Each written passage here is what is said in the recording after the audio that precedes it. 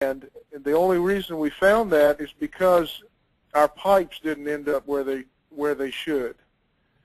And that's a good segue to the next little item I want to mention. Let me make sure I'm done with the pipe cut list. Okay. Okay. The next thing I'd like to mention is we've got these fixtures drawn, and we know that they're to scale. And now, when we're doing a slab, we don't have any interior walls. All we have are the forms that represent the outside of the slab. So we have to pull a tape measure from the forms to each fixture location. Without that information, we don't know where to put the fixture. There are no walls or anything. It's just a bunch of dirt or sand and forms. So QuickPlumb is going to tell you where each fixture is. And to do that, we have to add what we call reference lines or lines. Just click on the line button in the draw toolbar, and we can add lines. We can add the lines anywhere you want to. We'll just stick them out here, and they can represent anything you want them to represent, but obviously they'll represent something that you can pull a tape measure off of. Now when I highlight a fixture by clicking on it, that fixture is going to draw dimension lines to my reference lines. So let me back up here real quick. I mean, I'm thinking this right here resembles, just like you said, I mean, you have no walls, you're out in the middle of nowhere, and you've got to plumb this up. Say your concrete guys aren't there and haven't set up their form work. You can come in here and set up your batter boards, throw your string, that of course being those lines that you have on this paper, and from there your technicians or your apprentice now know off that string where to go ahead and set that fixture exactly. Absolutely, and I have done that before in some commercial work. The contractor said go ahead and plumb it. He had his batter boards up and some string, and I didn't have any forms to work off of. So I had to use his string and his batter boards, and I set these lines up to represent his string. Now, most of the time in this area, I'm in North Carolina, in this area we do normally have forms up. So we know where the outside walls are. We just don't have any of the interior wall information. So we added a little feature. I'm going to click on line. Now I'm going to draw a line, but this time I'm going to draw the line close to the start of a wall or a corner. And it doesn't matter. It doesn't have to be right against it, just close to it. And then I'm going to come to the other end, and I'm going to release the mouse button. Now, QuickPlumb noticed that I drew that line close to a wall. Now it's asking me, do I want this line to snap to that wall? And if I click yes, you see that you saw that line move over. Now that line represents the outside of the wall, which in many cases, in most cases, that is also the edge of the forms. So as long as I've got that wall in the right place, I can snap lines against the forms. I'm just going to start near the wall, near the end of the wall, and then it'll give me that option.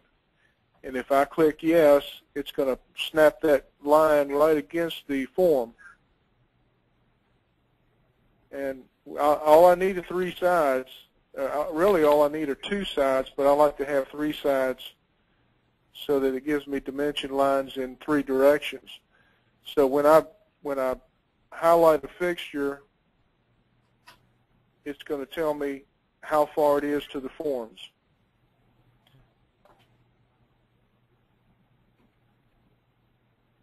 And that's unique. That's a unique feature of the line tool, is that it does locate your fixture. And then, of course, I'll take this, what you see on the screen, and I'll print it out. And we'll carry that out into the field with us. And we'll have a separate page for every fixture. So we'll go out with a little book of about 12 pages, and we'll have our dimensions so we know where each fixture is located. And so before we leave that slab, we're going to pull a tape measure off of the forms, and we're going to make sure that we have a pipe coming up from the ground at this location right here, which in this case is 7 foot 9.5 from the right side, and it's going to be 18 foot 3 1/4 from the back of the building. Now, in some cases, you may have forms that are not representative of the wall itself, and you may have to draw a line out here somewhere, and then you can, let's say you've got a brick wall. Well, you can add a little dimension line here, and then highlight your reference line, and you can move that line to whatever location. Let's say you've got an 8-inch block wall, or let's say you've got a 5-inch brick going against that wall. You can just bring it on in to 5 inches.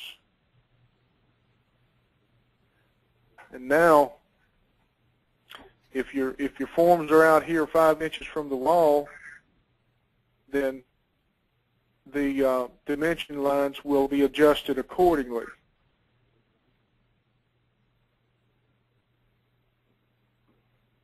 But the key is you want these lines to represent something that you can measure off of, such as a form, or if there's no foundation, you might have a string here. But you want to know where that fixture is relative to the string, then you just simply place that line where the string is and highlight the fixture. And then with the fixture highlighted, you'll do a little printout by clicking. So this is cool. If I can add something to what you're saying here. Oh, sure. So what we have here, guys, and I know a lot of y'all are just taking in, this information and taking in, what the tools can do. But I'm not going to be the most computer savvy guy that would say, okay, here's the best tool for the job. There's many tools for many different jobs. But if I can add, if anything, this is a tool that I would say, among other tools, like most, require to know how to use it. You got to become somewhat diverse in it. You've got to practice, take it out of the package, maybe read some of the instructions on how to utilize it. And of course, with this tool, I would largely prescribe for you guys to go ahead and do so, to understand its full functions. There's other tools that may be a little bit better, like everything else in the workplace. But I'm seeing here that if I were to go out there and push a pencil and maybe go out there and spend some time doing some measuring, that's one way of doing it. I'm utilizing my tools. Of course, here, it takes out some of the guesswork. I'm not saying it's the best tool for everybody, but if you come to utilize the tool for what it's there for, it's got some features, but once again, you've got to know how to use this particular, once again, tool. That's exactly right. It takes a lot of the math out of it. You might have a set of plans that gives you the size of a room, and then a wall, and then if you're doing it the old way, you've got to add up a bunch of fractions and a bunch of inches and fractions of inches, and then you got to march across the. If you don't add them up, you got to draw them on the form, and and maybe pull some strings across the slab, it's going to take you a lot longer. Whereas if you go ahead and draw your walls in, it's a lot simpler. These walls, we know how thick they are. They're 3.5. They're whatever size you want them. But this one here is 3.5 inches. You can, if the plan calls for a bigger wall, you can select a wall size from here. Say a 2x6 wall would be 5.5 inches, or you can just type in whatever size you want into that wall size, hit enter, and it's going to put your wall there. So if you've got a dimension given to you from the plan, something like this, and then the next dimension might be something like that, if you've got this wall at the proper size, 10 inches, you don't have to do that addition. You just copy in the plans. That's the way I do it. I take what's on the plan, and I make sure that these dimension lines match what's on the plan, and then I don't have to sit here and add a bunch of fractions. I know that I've got it right. Now, some plans give you dimensions to the center of a wall. In that case, you would just simply start or end your mouse in the center of the wall, and it will snap to the center. You can also end your mouse close to the edge of a wall, or you can end it toward the other edge of the wall. Makes no difference. It'll snap either to one edge or the center.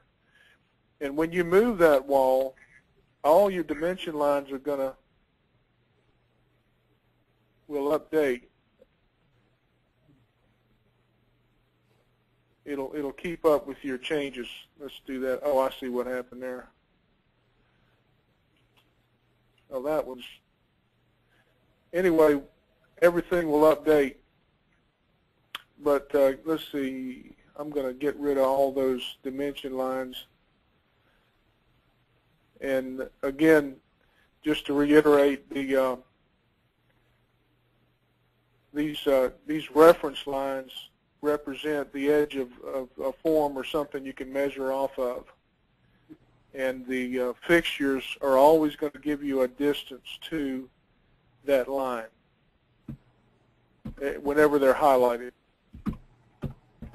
So, but that's a big time saver for us. It really helps us a lot in locating fixtures. And believe me, there's nothing worse than showing up to do a rough-in and finding out that your fixture is outside of the frame wall, and so you have to bring a jackhammer or a core drill, and you have to go to work on moving that pipe under the slab.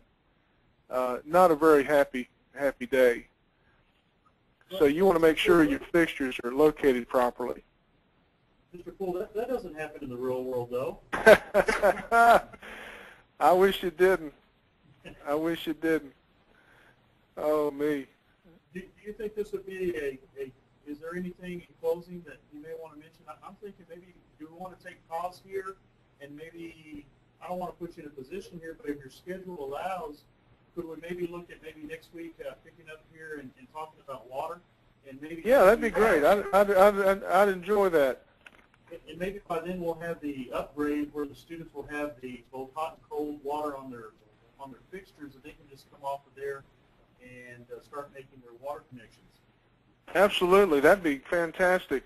You know that issue that we discussed the other day, you and I discussed on the phone concerning bringing water distribution pipes down from the attic. I wanted to let you know that I talked to my programmers, and we have taken care of that little issue. Excellent. Yeah. So we can attach water pipes from the attic, and that is included in the update. Is it? Okay. Excellent. Absolutely. And you'll need to update yours as well.